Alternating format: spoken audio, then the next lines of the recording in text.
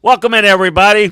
This is Scout's Eye on Football and NFL Draft Edition. We are wrapping up our previews with the divisions with the NFC West today. We're going to take a look at the Cardinals and the Rams and the Seahawks and the 49ers, which have been the lion's share of the topic of what are they going to do at number 3. So we're going to get into this. We've done this. If you've been with us and followed us, what we're doing, we're taking each and every one of those teams and every one of those divisions within the teams and kind of breaking it down for you. So you want to make sure that you check that out, and if you haven't had a chance to do that. Also a reminder that you can check out the detailed inside the film room analysis, draft analysis of each team up on LandryFootball.com. It'll recap what has happened in free agency. It will recap what has happened, with the signings in the latest pre-draft depth charts, the team needs, the free agents that were on the team, where they've ended up, who's been re-signed, who they've signed off other teams. Then we'll kind of take a look at maybe certain potential targets for each picks, looking at each position. So we've got that detail for you. We've got these scouting reports with, everything that you're going to want to know about all of these players, as whether it's now and learning more about them, whether it's after they've been drafted. We got that for you. Every player, you'll have that up there. We've got the vertical board, the best overall players. We've got the position boards. So we've got a lot of things for you there at LandryFootball.com, so take advantage of the scouting season offer. We're going to take your questions. Hey, appreciate Kev Villargo being with us, and cheers on 200 bits. Shalot Man, Woodshed King, good to have you back again, sir. Thank you for cheering us 200 bits. You guys are the man. If you want to do that, well, we really appreciate that. Just go and do what Woodshed King and Kev Villargo has done. If you want to support what we're doing here, go to Twitch, join us in the chat room, communicate with us. Remember to hit the heart button at the top of the page. Follow us. Very, very simple. Check it out. Follow us. Cheer us on a few bits. Do it there in the chat room. Just go cheer 200. That's absolutely much, much appreciated.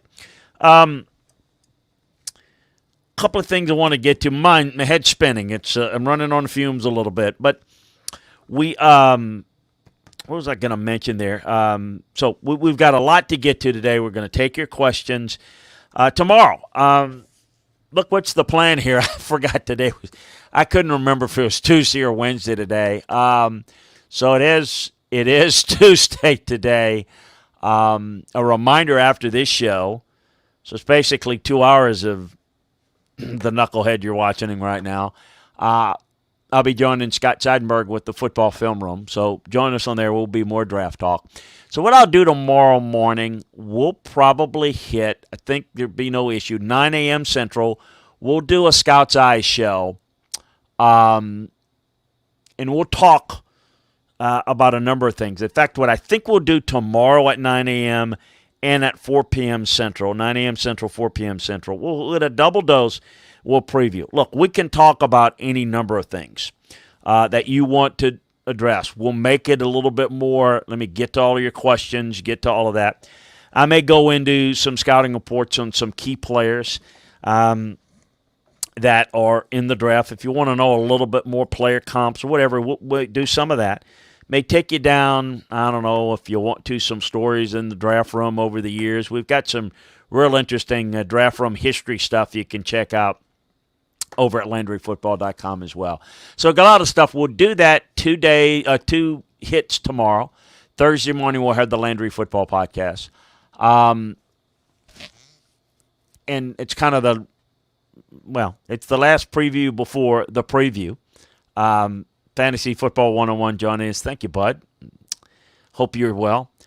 We are going to Thursday, kind of the last preview, go through a few things. Not quite sure exactly, but it'll be draft related on Thursday morning, 9 a.m. Central. And then, of course, you know by now. And if you don't know, spread it around, will you? We appreciate it. We'll have our live draft show half an hour before the first pick on Thursday, which again, it is going to be 6:30 a.m. Central Time, 7:30 Eastern Time.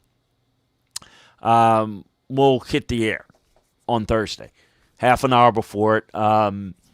Maybe even a little bit before. If you sign up, you'll get notified when we're going on. So look, there may be some stuff going on. I might get there a little early, but I may. We're just going to play that by ear. But a half an hour before, we'll kind of get you ready. We'll get you warmed up. We'll get you ready for the first pick. It will kind of tell you where things are, and we'll kind of go through pick by pick and, behind the scenes. I've said it before. What's the show going to be like? Hell if I know. We're going to have a lot of fun and figure it out with each other. I'm gonna do what I have to do with my work with teams, the texts, the DMs, all that kind of stuff. We'll do that. I don't know that I'm comfortable doing the phone call, but we'll see. I may have to keep that in my ear too a little bit. So we're going to kind of take you behind the scenes. It's going to be a lot of fun. So lot to get to, at least on, and we'll see where you want to go with it. But a couple of things, that I will reiterate. I can tell you that San Francisco has they know who they're going to take. A lot of talk about what is, they're that's the latest thing. I think they're still deciding. They're not just still deciding. Kyle Shanahan is making the decision. Kyle Shanahan has the final decision. Even though he's not the GM, he hired the GM. He has the final say. Plus, he is the quarterback coach and the offense coordinator and the head coach. So he's got that final say. So, and he's not going back and forth on what to do, how to do it. Oh my goodness, is this correct? Spartan Barton, shout out to my son being born at 3:55 today. Congratulations, Spartan Barton, one of our own here in the chat room, is a dad today. Oh my, and is listening to this podcast. I don't know what to make of you now that you are listening to this show, and you've just 3:55. I'm guessing that. Congratulations at 3:55. I think that's Eastern time for you. So you're telling me just a little over an hour ago, you got a son not more than an hour old and is thinking about the NFL draft. Now, somebody beat that in the chat room. Oh, my goodness. Congratulations to you. So I stopped me in my tracks. What was I talking about? No, Kyle Shanahan has he knows what he's going to do. He's not going back and forth on it. They don't want to really get into saying it. That gets frowned upon with the league. If they start, now it'll be 3 picks that basically will be fait accompli, and then they're trying to, how this has become basically a show. I think as there is a lot of trade discussions taking place behind the scenes, I don't know how many are going to be consummated. We're going to get into more of that a little bit more as I know more, but I think that's kind of where we are. So, man, I am just thrilled for Spartan Martin. Just happy for you again. That is awesome. It's what Jet King says. What do you? I hope you're not in the delivery room or something with a mask on, watching this podcast with your little baby boy and wife saying, "What in the bleep is going on here?" God love you, Spartan Martin. That is great news. I am so happy for you. So let's do some NFC West talk, and it certainly will answer questions that you may have, your favorite team, what have you. But we're down to the last division, and we like to take it so we can go a little bit more detail. And these are the last 4. And we'll start, as we do, in the alphabetical order. And we'll go with the Cardinals. Arizona Cardinals, of course, alphabetically. Interesting signing of J.J. Watt. I think it's debatable how much he's going to give him this year, but he can be a good situational rusher. If he's healthy come playoff time, if he's healthy towards the stretch run in a close division race, he can be really useful for him. He's not going to be a big sack guy. He's not going to be a big snap guy, and he's not going to be a huge sack guy, but he can help them. So I think that's interesting. Now, he and Chandler Jones may be getting up in age, but if they can stay healthy, and they need an infusion of youth here to rotate them. But those can be two really good players that can grade out well. Big if, though, if they can stay healthy. The interior needs some work. Zach Allen, Leaky Fotu, Jordan Phillips did not grade all that well. They've got to get better. They've got to get better players. Outside corner is a priority. They lost Patrick Peterson, and he's seen his better years. Who's there at 16? Corner certainly is a lot of possibility. Look, I tell you, the Cardinals in a division that was very good, and of course we know the Niners had the injuries, issues that kind of took themselves out of it, but the Rams ended up playing pretty well. Seattle's good. Cardinals look at a stretch like they might have been the best team in that division for a stretch. When they got into that Thursday night game against Seattle, it wasn't quite the same. So they got some work to do. They ended up 8-8. They've got 16, 49, 161, 245, and 249. They hold all of their picks in round 1 through 7 next year. Really important to understand. So we're talking trade potential, which you've got available to trade. You can check out the depth chart and kind of the grades there over at Landry Football. Center's a need there. They traded for Rodney Hudson, but a young guy there is needed. Got a couple of holes up front. I think upgrading the guard spot is important.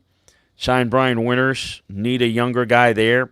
Corner is really important. Malcolm Butler is another guy with some experience, but they've got to get younger there. Defensive tackle. Now, J.J. Watt will play multiple spots. There's no question about that. Arizona struggled against the run last year. Jeff Wilson Jr. trampled them in Week 16. We'll see what they can do there in what is not a deep defensive tackle draft. Jordan Hicks' experiment did not play very well. Another linebacker needs to be paired with Isaiah Simmons, who I still think is going to be a player. They signed James Conner. Still think that's a position at some point needs upgrading. Signed A.J. Green.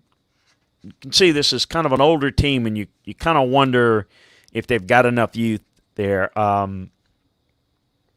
Tight end, offensive tackle depth, backup quarterback. They re-signed Kelvin Beachum at offensive tackle, and a guy that can play, but they need a younger guy there. They need to, Colt McCoy is their backup quarterback, and I think that is serviceable now. And so let's kind of take a look at it. J.J. Watt, a reminder, turns 32 in March. He's not getting 18, 20 sacks for you. Again, it's just a short-term signing. The issue is this team good enough to have a guy that maybe is J.J. Watt is a put-you-over-the-top type of defender. If he's healthy and used correctly, are the Cardinals good enough to be in that position? Well, they think they are, and for all we know, we'll see what they can do, and maybe they will be. Talked about Malcolm Butler as a solid corner. Was cut for being ineffective. 5-year deal there, and didn't play all that well down the stretch. Brian Winters, I think, can help them at guard. I thought Brian Winters played pretty well for Buffalo last year. He was a fill-in, a swing guard for them. I got to say, I love James Conner. I think he's a great story. I think he's a really good player. He's a backup running back. He's a one-speed guy. He's not a difference maker. But you plug him in, he'll do everything very well. He's the consummate pro that you like on your team for a lot of reasons. but he's not a difference maker type guy. Hassan Reddick, never quite, they figured out how to use him last year. He goes and signs with the Panthers.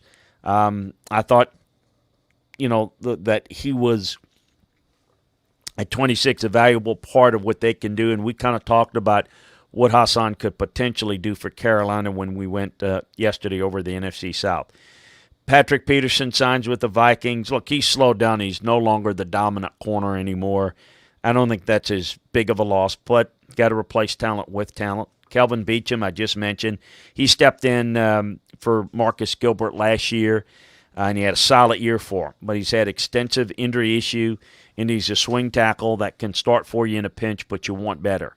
Kenyon Drake, who I like, he was a disappointment for him last year. He's off to the Raiders. Marcus Golden re-signed with the Cardinals. They got him, if you remember, for the Giants for a 6th-round pick. That's why they don't have a 6 in the middle of the 2020 season. He recorded 4.5 sacks, some good pressures, and he really actually played a little better that. They lost Dan Arnold to Carolina. Chris Banjo re-signed.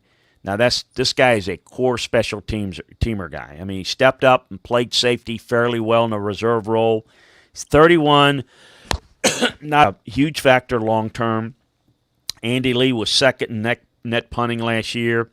So let's take a look at this team and kind of where some of the options may be. If they're sitting there at 16, let's look at potential targets. Outside corner. They like to play a lot of cover one and blitz at a very high rate. They're one of the top 5 blitz team in the league. They got to find up-end corners. Again, Patrick Peterson was not that. I mean, he has been, but he was not that last year. Signed with the Vikings. I think that's going to be a high priority. At 16, I think Surtain's going to be gone. Look out for somebody like J.C. Horn. That could be a really good fit for them. I don't know what their medical grade's going to be with Caleb Farley. Caleb Farley's going to be one of the real storylines of how he's going to grade out medically with the back issues. Backs and necks scared the dickens out of me. When we had a player that had like a 2 medical, I could live with it. I'm fine. If 2+ or 3 was a no-no. 3 was a no-no and 2+ was trending towards a no-no. If I had a guy with a 2 medical and it was a back or a neck, he automatically went into the 2+ range. It just is.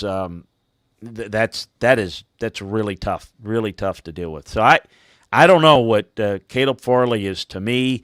A top 15 pick in this draft. The medical determine where he will go.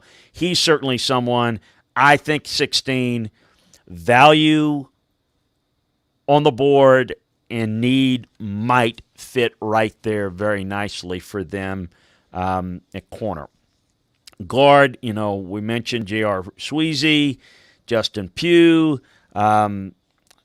Look, I think they can go tackle. I think they can go guard. Vera Tucker would be a candidate there. Would Slater slip and they could slide him in there and play him at tackle? That's certainly something I think they would consider and I think would be really good value there. So you marry that up with, I think makes a whole lot of sense there with just as the corner. So I think they're in a really good spot, going to get a really good player. So look, if they don't go corner or at first round, then you're looking at Stokes and Campbell and Asante Samuel, guys like that at 49. Guard, you may look at Mayfield, Leatherwood, Wyatt Davis, guys we've talked about, in the second round value there. Now, running back may not be high priority in terms of how high they want to take one, but I think there'll be some really good ones. Now, I like this scheme, but they don't have a really good between the tackles runner. They weren't real sold on Kenyon Drake. I think Chase Edmond is really good in the passing game, but he's not an every down guy, and they've got limits there. Would they jump on a back at 16? Would they go and say, you know what, I don't think they would like in their spread set Najee Harris, but they might like Travis Etienne. They might like Javonte Williams. Remind me tomorrow when I go over in both the shows, go over some of the evaluations that to hit on Javonte Williams, because the more and more I study him, I think I've got an interesting comp for him. And I do think, and I will share this with you, while I don't have him rated this way, there are about 4 teams that I do work for that I know has Javonte Williams number 1 on their running back board. I don't have to agree with it. Look, I'm gonna tell you, I've got a grade that is right there, very high with them. You look at my draft board and you see where I have Javonte Williams in that same grade category as Travis Etienne. So I don't think that's a stretch at all. Again, I've got them stacked the opposite, but hey, that's fine. Tight end at some point. Arnold, as I mentioned, is left for Carolina. Max Williams is replaceable, run blocking option. So maybe somebody like a Tommy Tremble or Pat Freiermuth, I don't know, at 49. They've got some need. This is a team that's pretty good. They're excited about their quarterback. They like that offense, but they've got to improve some things on the offensive line. They've got to improve some things in the secondary, no question about it. I think at some point they'll need to add a linebacker and at some point add a running back.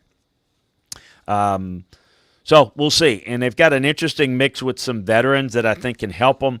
But the question is, are they good enough to where these veteran guys can put them over the top? It's going to be real interesting. I can't, we'll get to Witchet King here. We'll get to that. I think he's got a Niners comment and question. We'll get to that when we get to we'll get to the Niners. The Rams are up next. I thought the biggest problem in grading their defense last year was their play at off-ball linebacker. I thought it was a problem, and it was a bottom 5 grade across the season, and it really showed up. I think center's still a concern for me.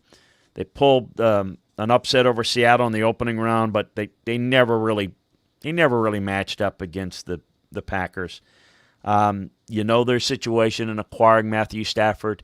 I'm excited for Matthew. I think Matthew's a talented guy. I think he's he's not towards the end. The guy can still play. But I do think that he's not been quite good enough. I was hoping that Detroit would take a step, and I thought he could really help that, but it never happened there. That's an organization that I wish the best for. They haven't. Remind you, Cleveland, Detroit are the only 2 original type teams, that have never made the Super Bowl in the Super Bowl era. Everybody's made it. I mean, I know Houston hadn't made it, Jacksonville hadn't made it. It's but those two haven't made it, and they've been around a long time.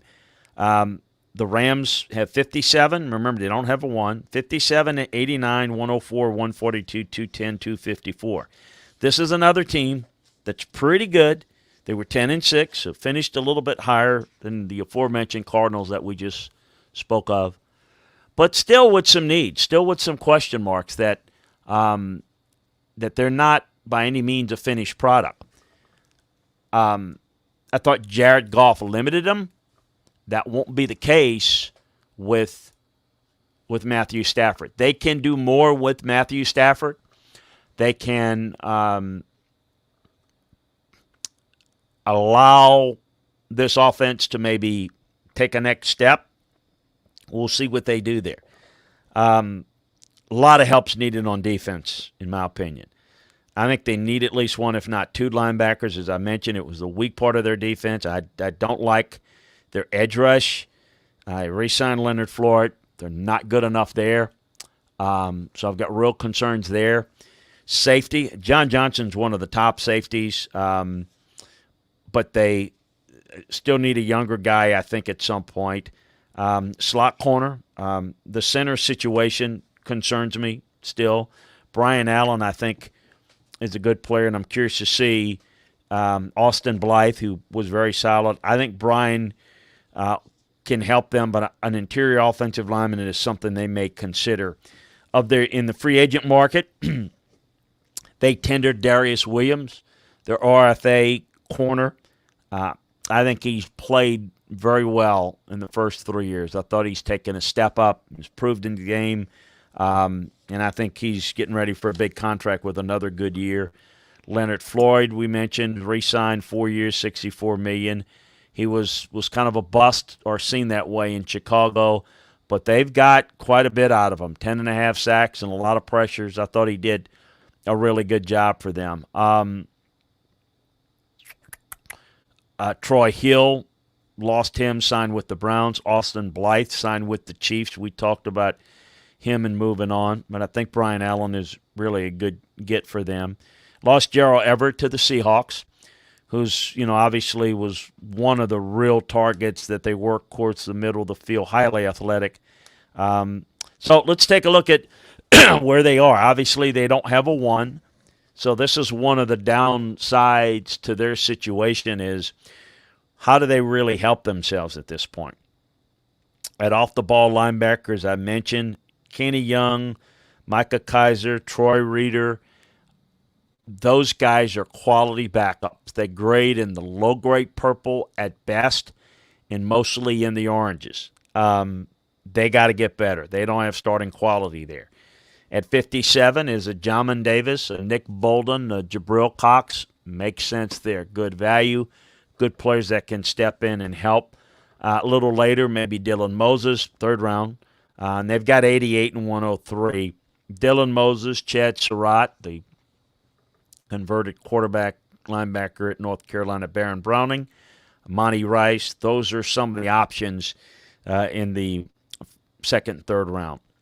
Center, I think they're a little bit thin in interior offensive linemen. Creed Humphrey, I think, will be gone. Landon Dickerson, if you don't have a medical grade that scares you off, there's a consideration if they want to go in this direction there. I think that'll be value. I think it's fine for Quinn Miners there at 57. Trey Hill makes some sense at 88, as does Kendrick Green and Josh Myers, and Drake Jackson maybe in 103, and Michael Manet as well. Offensive tackle. Look, I'm going to tell you, Andrew Whitworth, him playing at 39 and playing as well as he is in the trenches, I mean, let's give that guy a standing ovation. I mean, I get it. Tom Brady's older, and I'm not taking anything away from him. Man, I'm not so sure that's not more impressive to be 39 years old, and he's not just hanging on. Andrew Whitworth is really playing well, but you've got to really look at improving that tackle position with youth and seeing if you can't find a young guy that can develop. I don't think Joe Noteboom is the answer. Havenstein is obviously a right tackle only guy, as is Bobby Evans. I think finding that type of guy makes some sense. I think Jackson, Carmen, and Leatherwood are more right tackle guys. Spencer Brown, Walker Little, Brady Christensen, Dan Moore. Those are, again, 2nd, 3rd round options. We'll see what they do. Not having a high pick really hurts this team in terms of getting impact guys. Corner. Jalen Ramsey, Darius Williams are an elite starting duo, but Troy Hill's left for Cleveland, we talked about. 3rd corner, remember, 3 corners, a slot corner is a starting position. You've got to have that. I do think that Ramsey's ability to play inside and outside, you got 2 players. So you can get the best outside guy or the best slot guy, and you can use Ramsey accordingly. So you get an outside guy that you like, Asante Samuel and Aaron Robinson, and Melifanu, or Elijah Molden, or Paulson Adebo, or Darius Williams, those type of guys. Benjamin St. Just on the 4th round, Cameron Bynum, DeMar Hamlin, those type of guys. You hit on one of those, playing a slot, keep Ramsey outside, get an outside guy. Ramsey in nickel can go inside. So I think those are positions, but of need that maybe are some targets there. Again, not enough picks at this point. They've kind of mortgaged their future with some of the moves they've made. in the draft the past couple of years. I want to get to San Francisco in a second. I think Witchet King had a thought here. For a team picking as high as number 3, I can't remember a better immediate situation for a rookie quarterback than the Niners, regardless of the quarterback they pick up. It's a great point, Witchet King, and I would say that, not to be cute, but when people ask me what quarterback's going to have the most success, particularly early, my answer is whoever San Francisco takes. They're in a better position. They've got the better team, relatively speaking. And you're right. Usually, the teams that are picking in the top 5 are teams that are not very good or don't have a quarterback, in which case it's very difficult. And you go in and you've got to kind of put the team on your back. It's not a good situation. San Francisco not only being a good team, but what they want to do offensively. And again, I think there are a couple of ways that Kyle can run his offense. I think I know what I feel he's most comfortable with. He will teach it. I think from a teaching standpoint, what they have, how they teach it, how the offense is run, how they work the running game very well, all those things are very quarterback-friendly-esque. And I think they put a premium on decision-making and having right type of guys. So I think that's right on with what they're thinking. Their main goal this offseason for the Niners, of course, they were 6-10. When you look at their main focus this offseason was to keep Trent Williams. He really graded out well. He's absolutely one of the very best.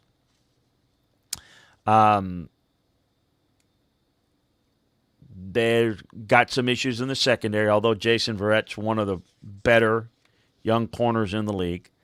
Man, it was a tough year injury-wise. And a lot of people have injuries. It just really hit them hard. So they've got 3. They've got 43. They've got 103, 118, 157, 173, 181, 195, 231. They will all their picks in rounds 2, 4, 5, and 7 next year. They traded away their first, third, and sixth round picks. So they don't have a 1 or a 3 next year. So it limits their ability. Now, I will say this. With all those picks this year, I could see them trying to maybe package some picks later, depending upon what their board says, maybe get themselves back a third-round pick next year. That might be something they'll look to do. But we'll see.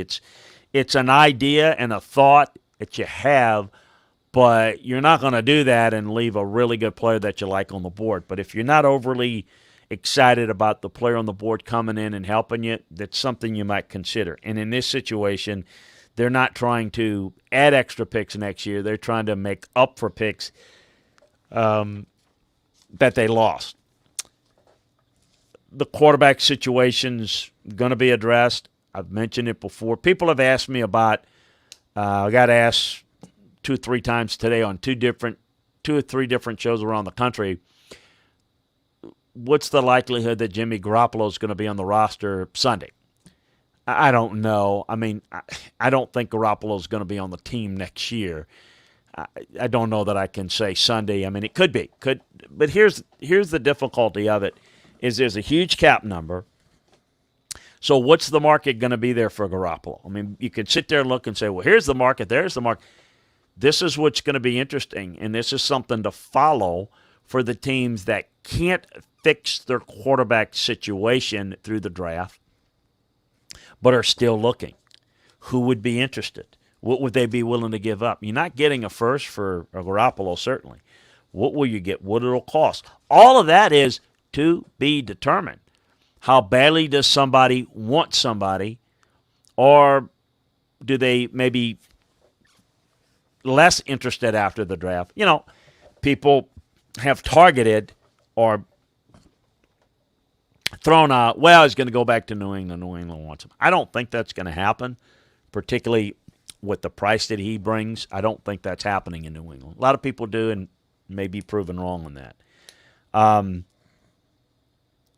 God, I hate to even bring it up, but can you imagine Chicago, not being able to fix their quarterback situation, desperate?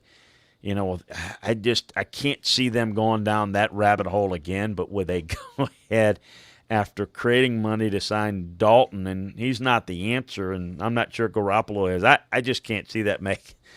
It's There's somebody though that is going to need a quarterback, and what are they? What are they going to be willing to move Garoppolo for? I don't know. It's factor in. You're talking about the quarterback, but you're not just trading him. You're trading the contract, so it's a big factor.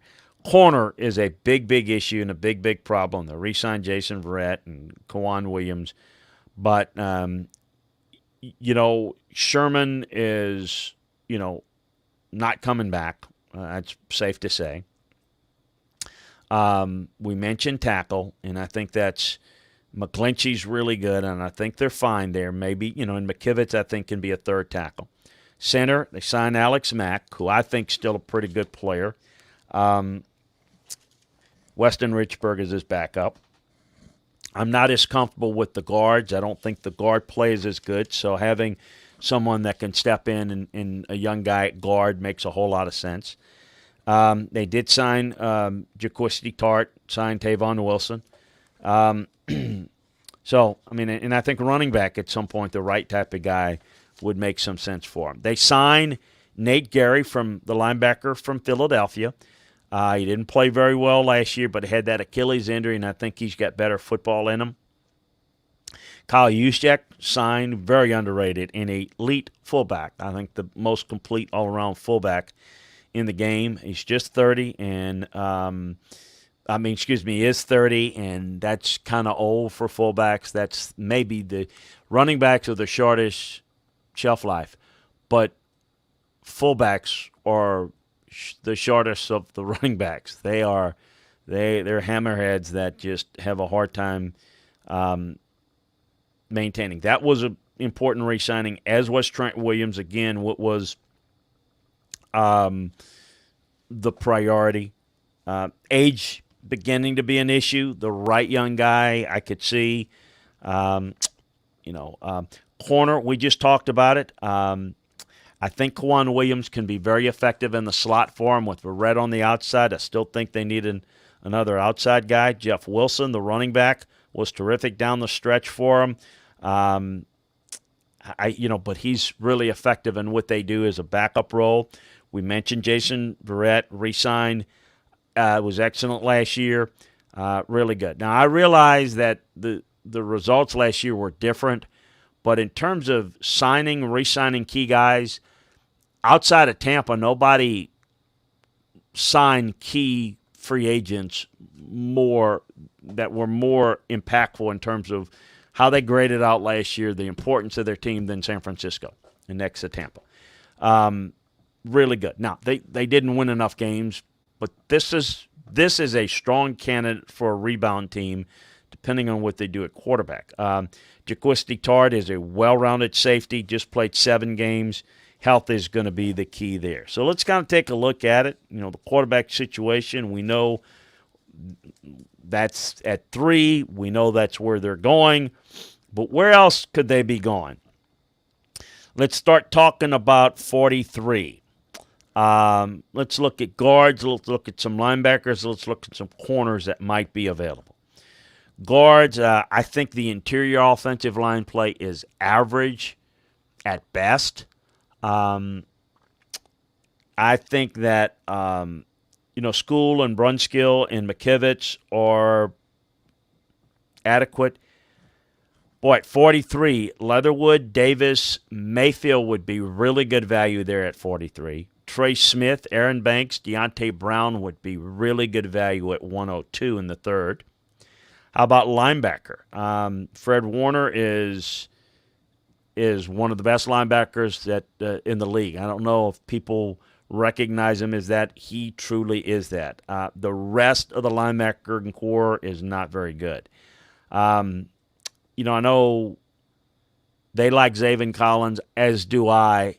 They're not getting him at 43. He's long gone. I don't think Jamin Davis is there at 40, but he could be. I think Nick Bolton definitely will be there at 44. I mean, at 43. Chad Surratt, Baron Browning, Monty Rice are all candidates there. Corners at 43, Stokes, Campbell, Asante Samuel. Third round, Mukanamu, Benjamin St-Juste, Cameron Bynum. This is the team that could rebound. The quarterback situation is the one we're going to focus on, and as it should be. But they'll run the football well. I think they can upgrade the interior of the offensive line. They've got good backs, may add a younger guy to the mix, good fullback. Defense plays pretty well.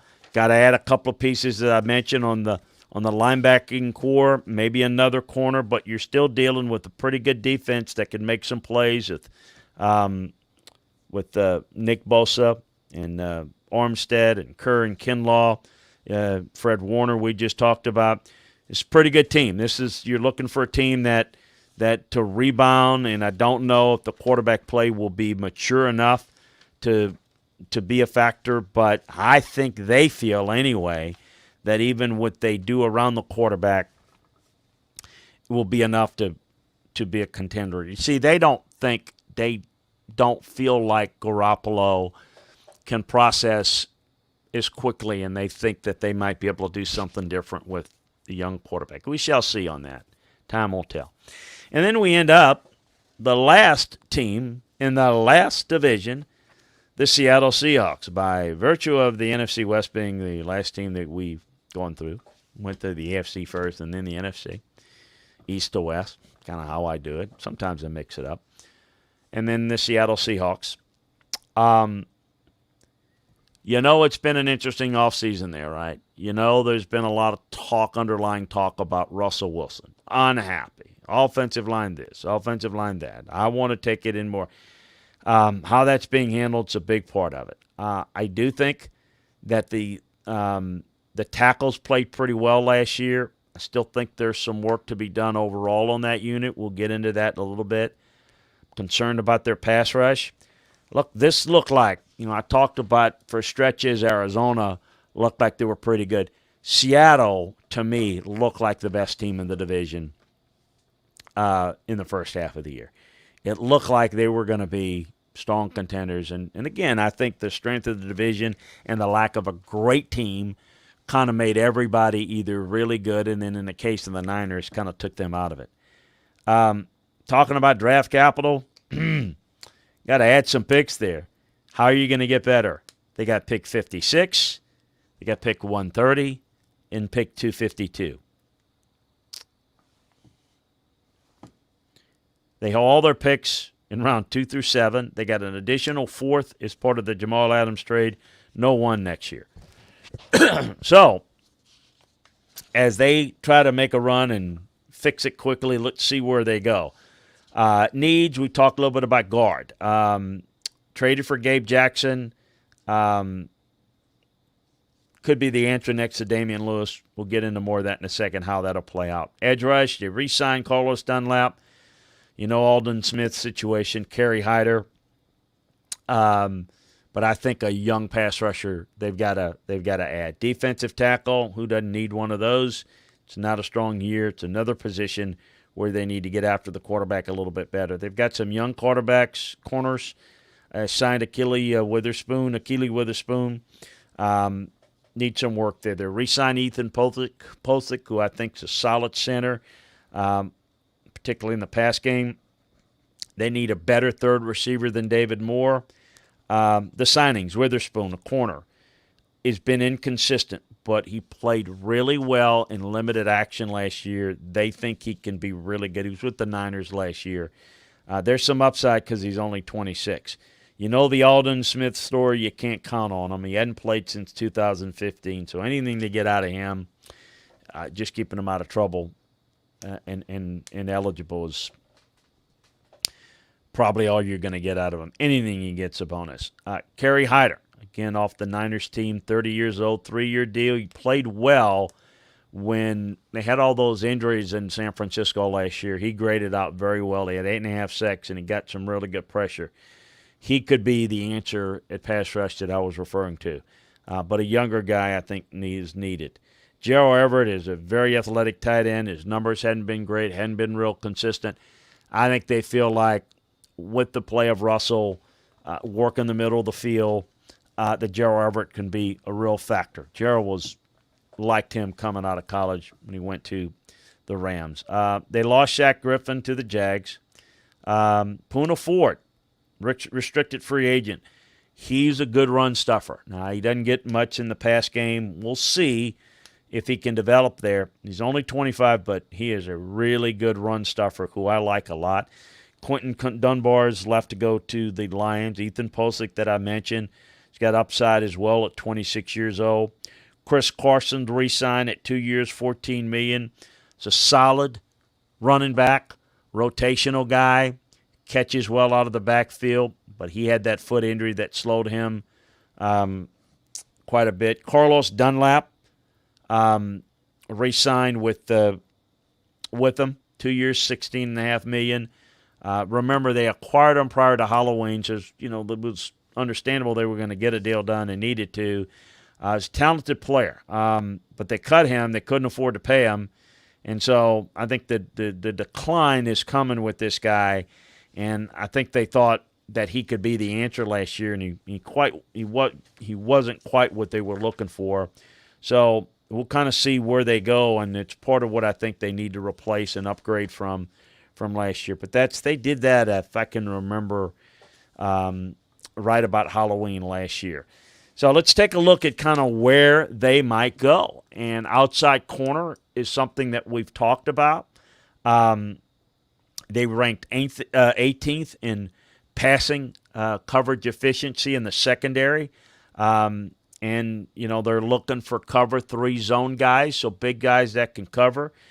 Tyson Campbell, Asante Samuel, Melofano. Remember, we're looking at players at 56 unless they acquire another pick. That's the first time they're on the clock. Offensive tackle, we just talked about Dwayne Brown. Good player, but 36 years old. Brandon Shell is another fringe starter. I think offensive tackle is a big priority for him. James Hudson or Jackson Carman or Dylan Radnos at 56 makes some sense there. I think an interior offensive lineman, they might add a Quinn Miners. Landon Dickerson would be the options at 56. I think they like Ethan Posick, but I don't think they love him. And I think he's going to have a really good year to secure that spot. Outside receiver is not a primary need. They've got DK Metcalf, of course, Tyler Lockett, but they need a third guy, and a Tywin Wallace, a De'Ami Brown, a Seth Williams type of guy would make some sense for them. Look, it is not a lot of picks. You got 3 picks, so they're not going to be able to do a lot of damage unless they acquire some picks. So we'll see where it goes there with them. It's a good team, good quarterback. Protect him, get the running game going, but can they get enough out of the pass rush? They're going to be aggressive. They're going to be active. They may make a move. So they may make a move after the draft as well with a veteran guy. So, folks, that is a wrap in, 8 different shows. We've broken down the 8 divisions. We've got more in-depth there at each team over at LandryFootball.com on the Clock series. Take a look at each and every team. So make sure that you check that out. We think you'll like it, as well as the scouting reports on all the players in this draft. I've got my, these are my notes on all the players. You got them up on the website. So it's a lot of guys that from first round picks to undrafted free agents, we've got them for you. And all the draft boards, we've got it all for you there. Also got an early look at the 2022 draft up for you. So we think you're gonna love that. If you haven't joined LandryFootball.com yet, we certainly encourage you to do so. Got a couple of questions there. Thank you, LSU Talk. I'm curious to see there what LSU Talk thinks about with the new women's basketball coach. Everybody's excited in Baton Rouge about the new women's basketball coach. Of course, Kim Mulkey's a South Louisiana girl from the Hammond, Louisiana area, coming back home. She played at Louisiana Tech. And the Sandra Hogue, actually Leon Barmore, Sandra Hogue crew at Louisiana Tech when Louisiana Tech was a power in women's basketball. Awful lot of money for a women's basketball coach, but everybody is excited about them there. So I'm curious to see. I don't know. I still shake my head as what's going on. But LSU Talks is a good friend, a good guy that has been very, very close to the LSU programs and LSU basketball programs, what have you. So we appreciate that. We're going to get tomorrow a couple of things to jump out at you. LSU Talk says she's going to put butts in the seats. Going to need to pay that salary for that women's basketball coach. That's the real key there. So a couple of things want to get to you. We're going to be Scott Seidenberg and I are going to join you here at the top of the hour. So I'll get off here in a minute or two, and then we'll be right back with Scott, and we'll hit the draft a little bit more. We'll take your questions, so join us there. You can catch us on if you're not catching us on Twitch, that's the best way to catch us. Cheer us on a few bits, and we'll join you there. Tomorrow, a little bit potluck on. I saved the day on purpose to have a couple of shows tomorrow. It's the draft eve tomorrow. Thursday, we're kind of hit it running a half an hour before the draft, and we're going to take you through the weekend with the draft. So tomorrow's kind of the last preview-ish show. So it's fair game. Bring your questions. Bring your thoughts. Bring topic ideas. I can go in a number of different directions. Look, I'm doing this, for your enjoyment. So any ideas that you would like, certainly want to do that. I'll probably go through some scouting notes on a lot of the players you're familiar with, maybe some that you're not, maybe give you some comps for a little bit of the style of how the players kind of look, and maybe give you some references to play off of. So we're going to get into that tomorrow. So tomorrow, again, we'll come back with Scott here in a couple of minutes. Tomorrow morning at 9 a.m.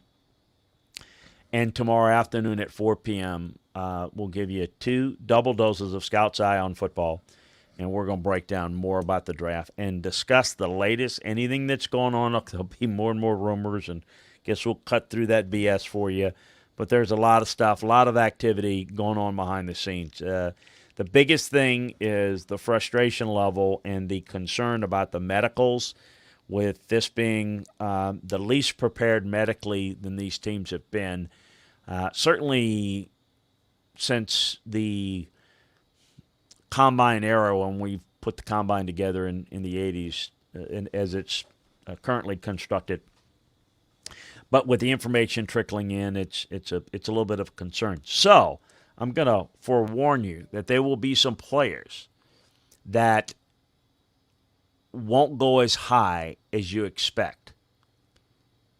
And it probably have a lot to do with medicals. Not that there's anything wrong, but there's some concern, and maybe the lack of information, the lack of certainty may scare some people off from one spot and may go with what we call a little bit of a cleaner guy, and then kind of maybe make a decision, just pass over a guy and then maybe come back to him a little bit later. So something to keep in mind, and we'll take you through that as best we can. Hope you've enjoyed it. We've gotten you through all 32 teams. You've got the breakdowns. You know what the needs are and what they've done, what they haven't done, the path that they need to go in terms of how to improve their team, some candidates that might fit, depending on who might be there. But, that's what's going to be fun about draft day and pulling this out, as it goes. He who's there, see what's going on, try to find out the information. So it's going to be a blast.